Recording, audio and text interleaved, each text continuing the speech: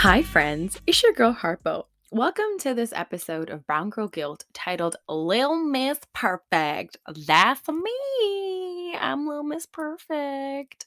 JK, we're going to find out very soon that I'm not Lil Miss Perfect. And if you're listening to this, baby, you're probably not either because perfect is kind of a weird thing to try and be all the time. Okay? Okay. So, this episode of Brown Girl Guilt is part of season 3. And if you're listening to this consecutively, this is the last episode of the season. If you're not listening to it consecutively, that's awkward. You can ignore that, continue in whatever order you would like.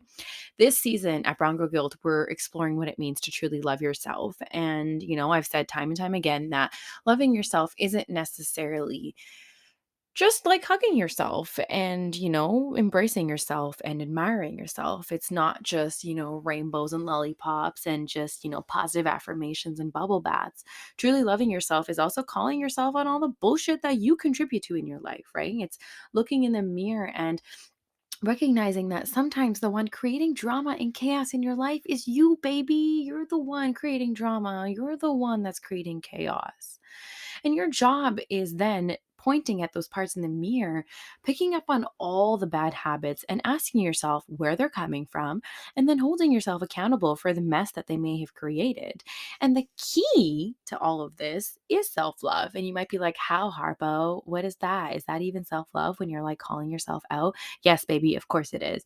The self love part is doing all of that with gentleness, kindness, and ease. It's granting yourself what? It's granting yourself grace. It's reminding yourself that you can work on all these things that are wrong with you in your behavior. I mean, okay, I don't like to say it like that actually, not wrong with you. It's reminding yourself that you can work on things that are wrong in your behavior while also maintaining that. Listen, honey, there's nothing inherently wrong with you, right? None of us were actually born with all these problematic BS behaviors and habits. We are beings who learn, right? So it's something that we obviously picked up along the way. Now, perfection is actually a toxic habit of mine.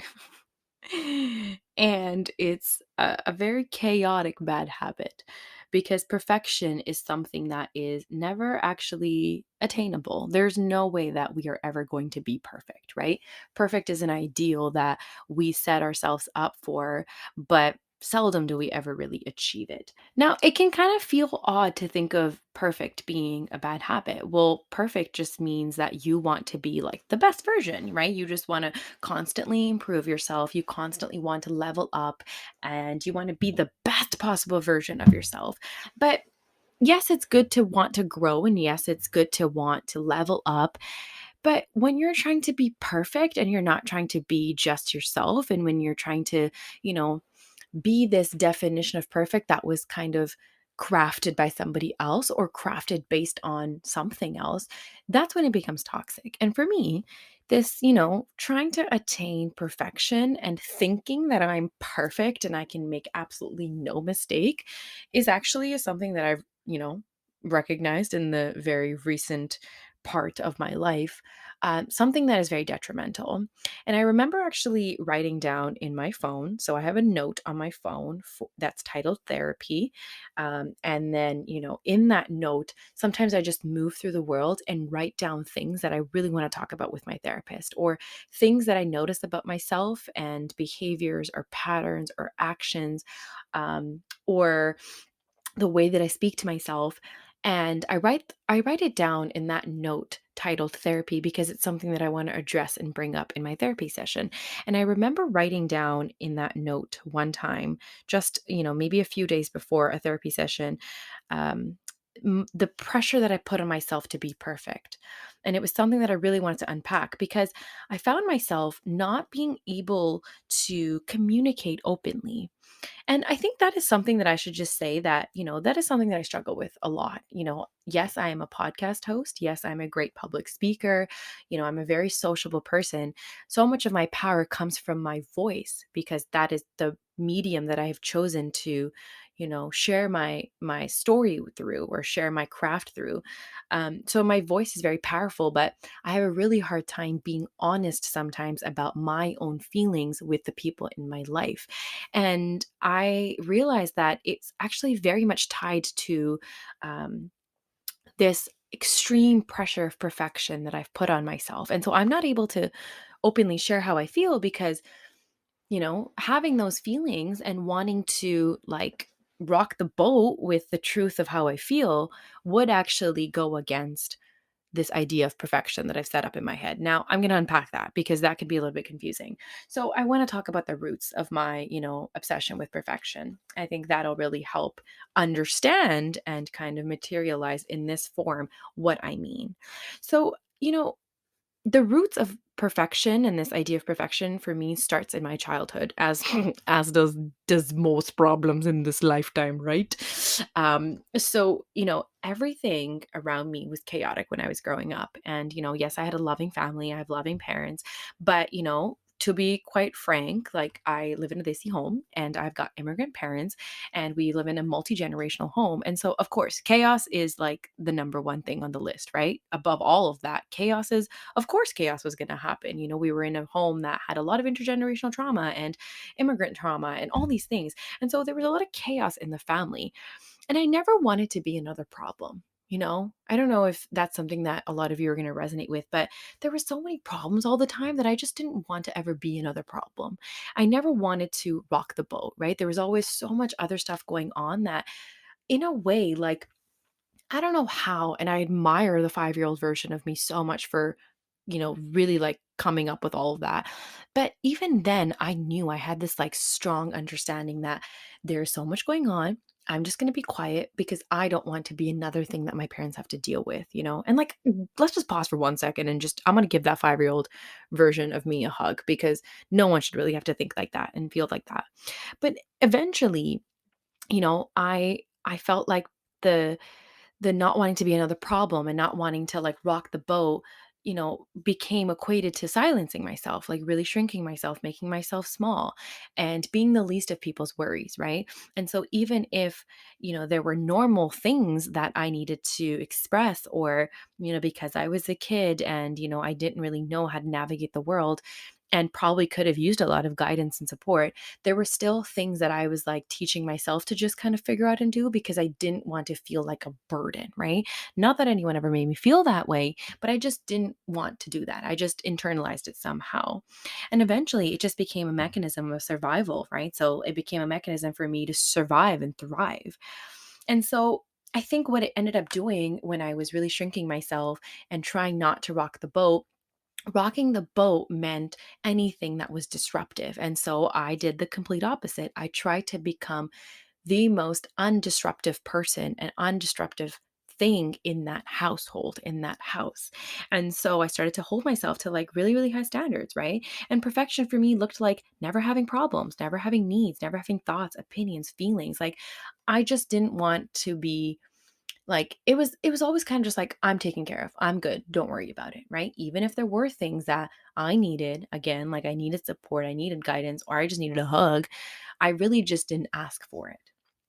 Right. And so that kind of changed over time and it transformed because then I was always trying to succeed and always trying to be like not disruptive, right? It kind of turned into getting really good grades at school, always following the rules, right? Like I literally was the biggest goody two shoes. Like I was always the teacher's pet, biggest goody two shoe. I never like was able to do anything that felt remotely wrong, because I just felt like the consequences were going to be so grave and it would pull people away from their actual problems, right? So I never really acted out. And, I would always just attain things to please other people, right? And I always just followed the book and being honest to a fault, right? Like I was always just telling the truth about everything because that's what good kids did, right? That's what good people did. And so, I never like really did anything that would be like a fun story or like a funny, hilarious story. Like I never really got in trouble when I was a kid. And so much of it was rooted in this idea of not wanting to rock the boat. I just didn't want my parents to have to ever really care about, what I was doing. And so it's bled into my life as an adult too, right? Like I keep quiet in relationships. I have extremely high standards for myself. And then I also feel like in turn, I have really high standards for other people too. And I'm going to put a pin in that because I want to come back to that because I think that is in and of itself where so much of my problems around perfection actually now show up as an adult. And then perfect is also like shows up in my relationship with rest, right? I actually find it so incredibly hard to rest and turn off. I cannot turn off for the life of me because productivity is something that I've linked so intricately into my self-worth. I literally base my self-worth on how productive I am because if I'm being productive, it means I'm being good. It means I am just kind of on an assembly line and I'm just moving along. And so I unable to rest because resting would mean that there's something wrong with me, right? And I use that in quotations, air quotes. I'm doing bunny ears in my closet as I'm recording this episode because resting would mean that I need to stop and I need to take stock and I need to reflect. And, when you're being good and you've got it all figured out, you don't need to stop. Why would you need to stop? You can keep going. And so, because I never really allowed room for trial and error, I never really allowed room for mistakes, and that there was this, constant worry of like moving along, doing the thing, I never really allowed myself to, for lack of a better word, fuck up. Like I just never allowed myself to fuck up. And what it's done, and I'm going to come back to that pin that I put, is it's also not allowed for people in my life to also fuck up. I have extremely high standards for people because, I always think to myself, well, I can do it, and so can you. If I can do it, why can't you do it? Right.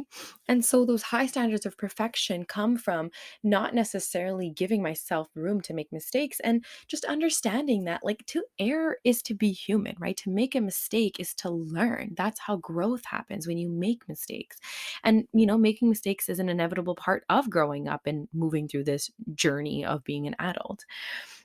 And I think that, so much of this lack of mistake and then lack of allowing myself to fuck up has also come from constantly living in the future that's rooted in the past, right? Like living in this hypothetical, you know, future that doesn't actually exist. And I'm living in that future so that, everything in that future is perfect to the T. Like I'm going to set myself up for perfection so that my future is perfect. But where that, that scarcity or that fear of not having a perfect future is coming from is the past, right? And so, in that way, when we're living in the past or we're living in the future, what we're not living in is the present moment, right? Like we're not necessarily really embracing and fully embodying the present moment because when you're living in the past, you're living at a time that doesn't exist. And then when you're living in the future, you're also living in a time that doesn't exist.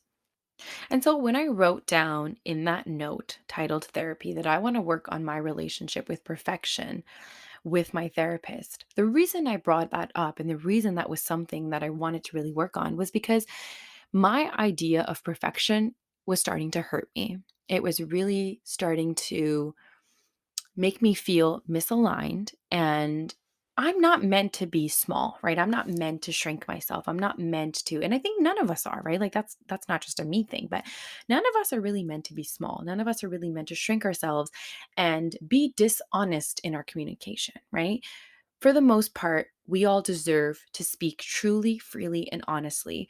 And suffocating myself, not allowing myself to have needs, not allowing myself to be someone who has feelings and needs to be taken care of and, you know, has things that are human, right? Like to err, to make a mistake, to get a bad grade, to almost fail stats class and then not get a sociology degree in university, which I've actually never said to anybody, but yeah, like I almost failed a stats course and I mean, I barely passed and then I almost never got my degree, but there was no way that I was not going to get the degree. And so I retook the course. But, all of those things, like not allowing myself to just be a person and be a human was being so detrimental to me. It was really showing up in my relationships and it was showing up in how I navigated the world. And, like I was always carrying around this heaviness and this burden of, this burden that nobody else created except for myself. Like, yes, there was contributing factors, yes, that again, I grew up in an immigrant home. I grew up in a home that had a lot of intergenerational, multi-generational trauma and a lot of chaos around, identity formation and understanding what it means to be like a Punjabi kid growing up in Surrey in the 90s. There was all of that happening. And even yet, it was okay for me to have feelings, right? It was okay for me to express that I needed support, and I never did. And what I realized as like a 25-year-old, really powerful, big, bold woman is that it's okay for me to have needs, and it's okay for me to make mistakes, and it's okay for me to not want to be perfect, because what it does is being perfect also is kind of like, holding yourself to a high standard of perfection is actually incredibly narcissistic, right? It's to think to yourself, think so highly of yourself that you consider yourself above everyone around you, right? You consider yourself holier than thou. And it was showing up in my relationships, and it was showing up in how I was navigating everything and everyone. And I realized over time that that's not how I want to navigate, right? To err is to be human, like I said, but to allow yourself to make mistakes is actually a form of self love, because you're saying to yourself, you don't have to have it all figured out. It's okay if this time around you don't know how to do it. And there's something that I've been practicing a lot in letting go of this idea of perfection. I've been saying the word I don't know a lot. Being perfect to me always meant being right or always having it figured out, not necessarily needing somebody else to intervene, delegating, all that kind of stuff. And, when anybody would ask me a question or something, I always had to have an answer for them. Whether I knew the answer to something or not, I always needed an answer. And lately, what I've been finding is that sometimes I just say, I don't know. Someone asks me something about how I'm feeling. I say, I don't know if I don't know. Somebody asks me a question about something that they're curious about. If I don't know what the hell they're talking about, I'm just going to say, I don't know. And what it's done is really released me from this overwhelming, overburdening, bearing, ideal of perfection that I've set up for myself that doesn't allow me to make mistakes. And sometimes I want to, sometimes I just don't want to be perfect. I don't want to have it figured out. I just want someone else to figure it out for me, and I want to be, held energetically or physically or mentally. I just want to be by myself. I don't want to have to be this ideal version of Harpo that I've set up in my head. And there's something that I talk to a friend about a lot. It's that when we start to think of ourselves as this like ideal perfect version that we're working towards, what we're suggesting is that this current iteration of ourselves is not deserving of love. This current version of ourselves is not good enough, and that some hypothetical version of ourselves in the future is good enough. And what we have to remind ourselves is that every version of ourselves is deserving of love. Even the good, the bad, the ugly, even when we were being hurtful to ourselves and hurtful to others, we were always deserving of love. There was never a time that we weren't deserving of love. And I'm reading this book right now by Matt Kahn, and it says, Whatever arises, love that. And he suggests that when a negative behavior or a bad habit shows up, or, a self limiting belief shows up in our minds or in our actions, it's not an opportunity for us to run away from love, but instead an opportunity for us to love towards love, because that's the time when we are in need of more love from ourselves. And I was so surprised by that, because I felt like maybe, giving myself a stern talking to, or being really disciplined with myself, and, kind of like reprimanding myself when all of those things show up would be the best course of action. But to suggest that I deserve more love when I'm being detrimental, to say that I deserve more love when, I'm speaking to myself negatively or hurting myself or hurting somebody else, is such a bizarre concept to me, but also something that I feel like is really incredibly comforting.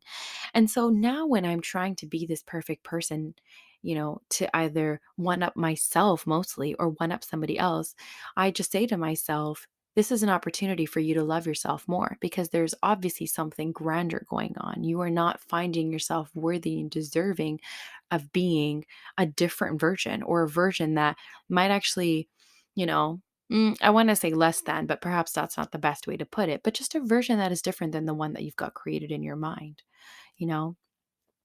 And again, I want to go back to that 5-year-old version of me that somehow just created this sense of independence, this a sense of hyper independence.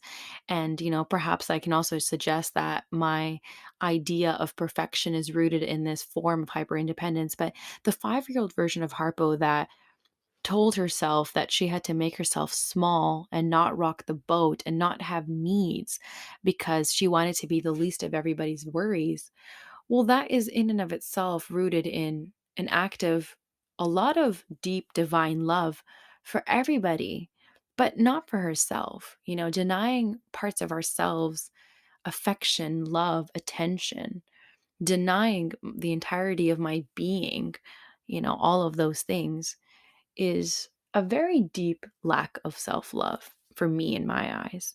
But I want to hold that 5-year-old version of me and say to her that it was okay for you to have needs. It was okay for you to want to be taken care of. And the thing about that is that I can't actually do that. I can't go back to that 5-year-old version of myself, but I can look at the 25-year-old version of myself now and say to her, you deserve to not be perfect. You deserve to make mistakes. You deserve to have your opinions, your voice heard, your thoughts and feelings to be taken into consideration. And you deserve to respect yourself and honor the boundaries that you've set up for yourself.